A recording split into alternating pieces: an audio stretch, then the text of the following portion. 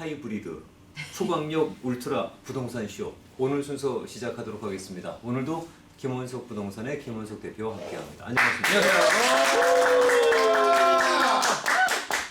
바뀌었어. 저분들한테 뭐 쓰셨어요? 이분 박수 소리가 아주 예사롭지가 않네요. 점심들 많이 드셨나요? 그런 말입니다. 네. 여러분들이 궁금해하시는 내용 가운데서 이런 겁니다. 렌트를 하는 것이 더 유리하냐, 아니면 집을 사는 게 더 유리하냐? 집을 사는 게 유리하냐, 아니면 비즈니스를 먼저 하는 게 유리하냐? 그러니까 비즈니스가 좀 되고 난 다음에 집을 사는 게 나을까, 아니면 집을 사고 비즈니스를 하는 게 낫나? 뭐 돈이 많은 경우에는 이런 고민이 사실 필요 없습니다. 넘치는 돈을 주체하지 못하고 비즈니스도 하고 집도 사고 뭐 그러면 간단하겠지만 우리 형편이 그렇게 넉넉하지만은 않지 않습니까? 한정된 돈을 갖고 어떻게 쓰는 것이 가장 우리들의 삶에 이로운지를 여러분들께서 많이 궁금해하실 것 같아서 오늘은 그 부분에 대한 얘기를 좀 하도록 하겠습니다. 네, 네. 그러도록 하죠.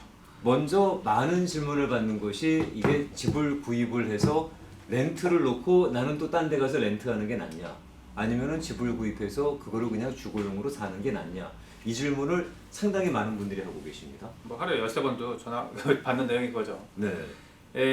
특히 처음 구매하신 분들, 내가 구매할 집을 구매해가지고 내가 거기서 거주해야 되느냐, 또는 내가 렌트하고 있는 게 훨씬 나으냐, 네. 아니면은 뭐 4유닛 같은 걸 사서 그 중에 하나 사는 게 나으냐, 또 싼 거를 멀리에서 사는 게 나으냐, 네. 뭐 여러 가지 생각들 많으세요. 그래서 어제 제가 손님 한 분을 만나 뵀는데 그분은 이제 롱비치에서 거주하시면서 가디나에 일을 하시고 그 다음에 이제 라미라다에 내 집을 사서 처음으로 결혼해서 들어가서 살면 어떨까 라는 질문을 하셨어요. 네. 집값이 계속 오르는데 뭐 하나 사두면은 뭐 내 재산이 되지 않겠느냐. 네. 라는 막연한 생각을 가지시고 네. 집을 구매하시려고 하시는 분이 계시길래 여기 앉아 계신 분들은 만약에 이런 질문을 받았을 때 그 클라이언트에게 어떤 대답을 주실지 잠깐 좀 여쭤볼까요? 그럴까요? 네. 저쪽에 우리 희진 씨 질문 내용 알아들었어요?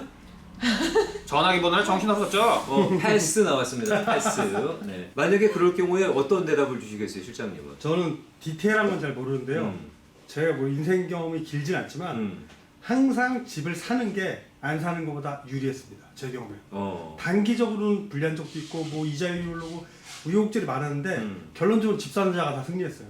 집을 안 샀던 사람들은 뭐 단기적으로 웃고 재밌었던 것 같지만 10년, 20년, 30년 가면요 안 되더라고요. 지금 그 말씀은 그러니까 그걸 주거용으로 쓰던 투자용으로 쓰던 집은 무조건 사두는 게 유리하다. 뭐든 하나 그러니까 사야 일단 된다. 사고 얘기하자. 그 네. 얘기죠. 그러니까. 사고 얘기하자. 맞습니다. 네. 사자입니다. 네, 사고 얘기한다. 그래야 커미션도 받으니까. 네.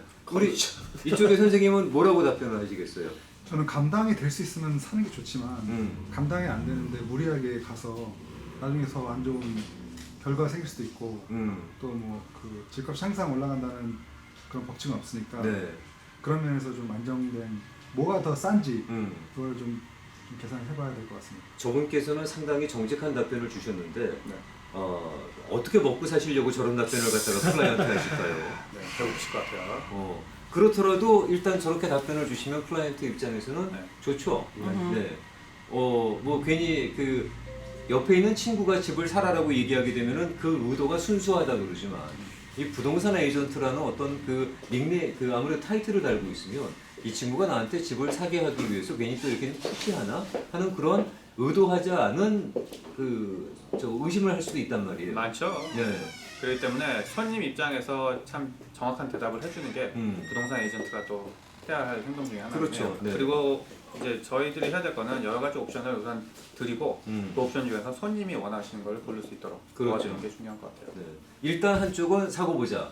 한쪽은 아무래도 좀 저렴한 쪽으로 생각을 하자라는 그런 파트였습니다. 네, 맞습니다. 그러면 대표님은 어떤 대답을 주시겠어요? 저는 우선은 상황이 되면 사는 건 맞습니다. 예를 들어서 내가 1,900불짜리 렌트를 하고 있다면 구매할 집이 페이먼트가 큰 차이가 없으면 구매해라. 구매해라. 네. 예를 들어서 1,900짜리인데 라미라다에 55만 불짜리 사겠다. 이거 다운 페이먼트 얼마냐 중요합니다. 뭐냐 5% 하는 거고 20% 다운하는 거고 월 페이먼트가 당연히 차이가 나니까요. 그렇죠. 그죠? 네. 만약에 55만 불짜리인데 한 20% 다운하겠다. 네. 이쯤에서는 우리가 그냥 다운페이를 갖다가 가장 미니멈만 한다고 가정을 해보죠. 미니멈만 해볼까요? 네. 네. 미니멈만 하면 답이 안 납니다. 그리고 안 사는 게 낫습니다. 네. 이럴 그럴 때는 경우에는, 네. 우리 저쪽 선생님 말씀하신 게 더 맞는 거죠. 네. 아무래도 그때는 뭐 이런저런 보험에 뭐 HO 비용에 여러 가지가 들어가면 안 사는 게 낫다가 되는 거고. 이제 페이먼트를 생각을 해봐야 되는데요. 음. 55만 불짜리 단독 주택일 경우 이제 최저 다운은 3.5% 다운 가능합니다. 그렇게 되면 약 한 3,500불 정도가 페이먼트가 되실 거예요. 네. 그러면 재산세, 인슈런스, 뭐 몰개지 이런 거 다 합쳤을 때 그러면 1,900불 내던 사람이 월 페이먼트가 3,600이 된다면 네. 1,700불이 뛰는 거거든요. 그렇죠. 거의 2배가 되는 겁니다. 네. 그러면 안 하는 게 나아요. 오히려. 네. 네. 물론 집값이 뛸 수 있어요. 물론 뭐 몰개지의 그 원금이 삭감이 되긴 합니다. 하지만 내 현재 상황에서 페이먼트를 2배로 늘린다는 거는 우선 내가 단기전에서 살아남기가 어렵다는 얘기입니다. 그렇죠. 네. 지금 살아남기가 어려운데 무슨 5년 뒤에 집값 오르는 게 무슨 소용이 있어요. 내가 지금 페이먼트 하기 힘든데. 그러니까 비즈니스적으로 따지게 되면 초기 자본 투자 비율이 너무 높다는 얘기예요. 그렇게 그렇죠, 되면. 그렇죠. 그러면 일단 비즈니스가 정상화되기 전에 초창기에 무너질 수 있다라는 그런 염려가 되는 그렇습니다. 거죠. 네. 그렇기 때문에 그런 분들한테는 다운 페이먼트 조금 하고 살 거다. 그러면은 제가 권해드리고 싶은 거는 40만 불 이하. 차라리. 네. 네. 그러면은 아무리 작은 다운 페이먼트를 하더라도 월 페이먼트가 뭐 2,500 정도면 되니까. 네. 그러면 아까 말씀하신 게 이제 집값이 55만 불이라고 저희가 추정을 했을 때 네. 그러면 몇 퍼센트 정도 다운을 하게 되면은 이게 살만한 가치가 있는 밸류가 되나요? 한 20% 정도 다운하실 수 있으시다면 그러면은 11만 불 다운이 되겠죠. 네. 그러면 약 한 44만 불 정도 다운해서 그렇죠. 문제가 되는 네. 건데 이렇게 되면은 월 페이먼트가 약 2,000불 됩니다. 네. 그리고 재산세가 한 500불 정도 나오고 그러면 지금 1,900불 내신 분이 2,500불 내는 거 큰 차이 아니거든요. 조금 아끼면. 네, 조금 아끼면 되고 또 세금 혜택 받는 거 생각하시게 되면 그렇죠. 한 4,500불은 또 다시 돌려받는 거니까 네. 연말에 네. 그러면은 할만해요. 그러면 할만하다는 음. 거죠. 그러면 뭐 20% 다운 하시고 거기에 들어갔을 때 어차피 렌트 하나 네. 내 집을 사나 월 페이먼트 뭐 비슷하게 나가는 것이고 네.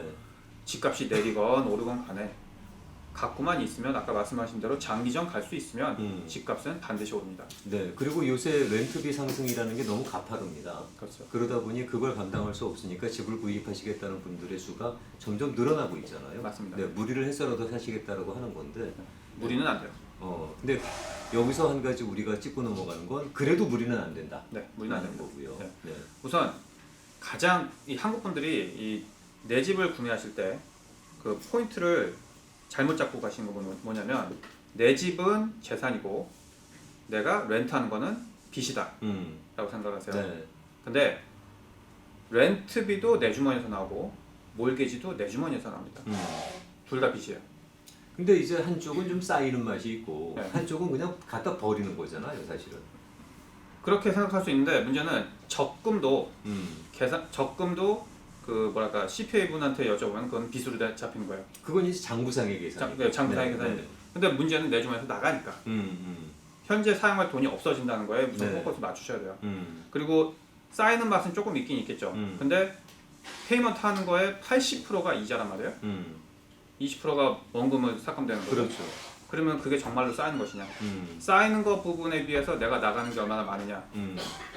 내 집을 저금통이라고 생각하는 거는 안 된다. 건물이다라는 얘기죠. 저금통은 아니라는 얘기입니다.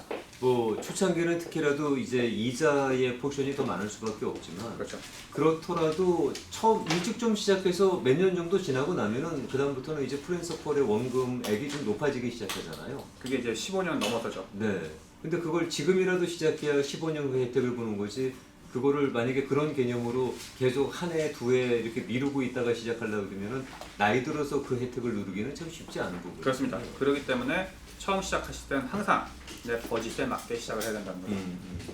그 보통 왜 처음 이제 새내기 부부들이 항상 원하는 게 뭐 뜨리베드의 좋은 학군이에요. 나 여기서 안 움직이겠다. 이거 정말 위험한 생각입니다. 뭐냐? 학군을 먼저 이게 옵션들이거든요. 뜨리베드도 옵션이고 학군도 옵션이고 이런 옵션이 벌써 2개, 3개씩 달리기 시작하시면 원하는 것보다 페이먼트가 훨씬 넘어가게 돼 있어요. 그렇죠. 옵션들을 제거할 수 있는 그 부분을 미리 알아내시고 필요 없는 부분을 잘라내야 돼요. 신혼부부 되시는 분께서 뭐 이제 언제 태어날지도 모르는 애 갖고 그렇게 뭐 학군을 벌써 따지는 건 좀 너무 섣부른 예산 아닐까요? 뭐 대부분 이제 구매하실 때 어떤 생각을 가시냐면 나 여기 평생 살 건데. 이제 그런 경우는 이제 엄마 아빠가 집 사줄 때 있죠. 이왕에 사주시는 거 한꺼번에 받아낼 생각으로 이제 이왕이면 다 따져갖고 좋은 데 사실 때 이고 한 번에 왕창 뜯자. 그렇죠.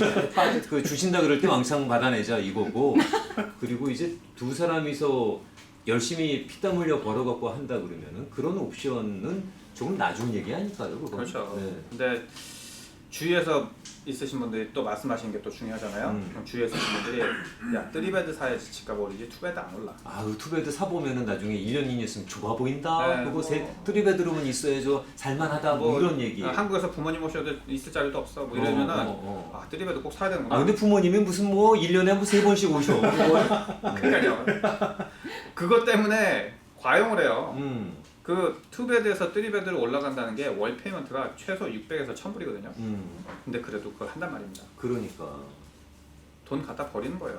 그리고 그렇게 되면 기본적으로 이 저 삶의 퀄리티라는 게 상당히 다운이 돼 버립니다. 아 그럼요. 네. 한번 나가서 저녁이라도 와이프하고 못 먹는 거고. 그러니까요. 영화도 못 보는 거고. 네. 네, 커피도 못 마시는 거고. 집을 사는 거지. 집에서 살기 위해서 집을 사는 건데 집을 얹고 지내는 거죠. 집이 짐이 되죠. 그러니까요. 네. 제 아는 분이 10년 동안 본인 담배 끊고 외식 일치 안 하고 애들이 뭐 먹자 그러는데도 아무것도 안 사주고 아무것도 안 먹고 10년 동안 돈을 갖다 모아서 집을 샀어요. 네. 정말 많은 사람들이 그 사람의 그 의지에 박수를 보냈습니다만 저는 그 10년 동안 식구들은 뭔 죄야? 외식을 한 번 안 해봤고 애들이 장난감 한 번 사본 적 없고 아내가 옷 한 번 사본 적이 없어요. 뭐 생일이라고 무슨 결혼기념이라고 선물 한 번 줘본 적이 없습니다. 네, 친구들은 뭔 죄입니까? 밥 사주고 술 사주고. 그러니까요. 얻어먹고 다녀야 되는데. 네. 그러니까 그 10년 동안 그 사람은 정상적인 삶을 산 적이 없는 거죠. 그러고 만들어낸 그 집이라는 것이 과연 그 10년을 희생할 만한 가치가 있었느냐라는 것에 대해서는 저희가 좀 생각해 봐야 되는 부분 아닙니까? 맞습니다. 네. 그래서 이 집은 이렇게 생각하시면 돼요. 내 그 버짓한테 맞고 또 내 모든 그 파이낸셜이며 또 우리 가족한테 맞으며 또 거리상으로도 편한 위치에 있어야 된다. 요거가 중점적으로 가셔야 되지 그냥 주위 분들이 말씀하시는 거에 맞추셔가지고 무조건 들이벼야 된다. 뭐 콘도는 HO에 나가니까 아까우니까 하우스 해야 된다. 또는 뭐 학군 좋은데 해야지 집값 오른다. 그래가지고 과용을 하시지 마시라는 얘기예요. 그게 가장 중요한 키포인트입니다. 네. 이렇게 말씀을 갖다가 수백 번을 드려도 과용하시죠? 당연하죠. 네. 왜 그거 있잖아요. 그 차 딜러 앞에 이렇게 쭉 지나가면은 혼다 어코드 막 167불 이렇게 써있단 말이에요. 네. 한 달에 167불. 우와 진짜 싸다 그러고 들어가는 건데 문제는 나올 때는 혼다 어코드 400불짜리 끌고 나온다는 거예요. 그러니까 그 안에 옵션 다 붙여갖고. 근데 사람이 그렇게 위로 팔려요. 싸게 보고 들어갔다가. 그러니까 쇼핑하실 때 항상 그 마인드셋을 내가 필요한 거 딱 정해놓으시고 그거 이상은 안 하겠다. 네. 그 만약에 내가 원하는 게 안 된다 그러면 그 다른 지역이라도 보고 또 뭐 방숫자라도 조금 줄인다든지 이런 식으로 해서 자기 버짓의 가장 넘버원 그 포커스를 맞추시고 그 다음에 집을 맞추셔야 되는 게 중요한 거라고 생각해요. 그 미국 사람들 같은 경우에는 집에 대한 욕심이 한국 사람들보다는 좀 덜하긴 해요. 네. 근데 그 사람들이 생각하는 것은 집을 소유하고 소유 안 하고의 문제가 아니라 내 삶의 퀄리티를 갖다가 먼저 생각을 하는 그런 마인드더라고요. 맞아요. 그래서 아파트를 살더라도 내가 내 삶을 충분히 즐길 수 있다 그러면 아파트에 사는 거고, 그리고 집에 살더라도 그게 뭐 내가 내 퀄리티 라이프에 지장이 없으면 사는 거고. 그 말씀 나오시니까 지금 생각나는 게 있는데요. 네.